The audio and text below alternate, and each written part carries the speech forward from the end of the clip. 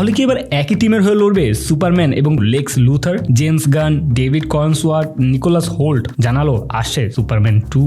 James গানের DCU এর প্রথম মুভি সুপারম্যান এবছর সবচাইতে বড় সুপার হিরো মুভি। 225 মিলিয়নের বাজেটে বানানো এই মুভি বক্স অফিস কালেকশন করেছে $612 মিলিয়ন, যা একে সুপারহিট তকমা দিয়েছে। এর মধ্যে সুপারম্যানের রাইটার অ্যান্ড ডিরেক্টর জানান দিলেন সুপারম্যান 2 আসছে, যার নাম হবে সুপারম্যান ম্যান অফ টুমরো, যা রিলিজ হবে 2027 সালের জুলাই মাসে। যারা জানেন না তাদের জন্য বলে রাখি, এই ম্যান অফ টুমরো নামে কিন্তু ইতিমধ্যে আরো একটি মুভি রিলিজ হয়েছে। হ্যাঁ, একটি অ্যানিমেটেড মুভি যা 2020 সালে মুক্তি পেয়েছিল।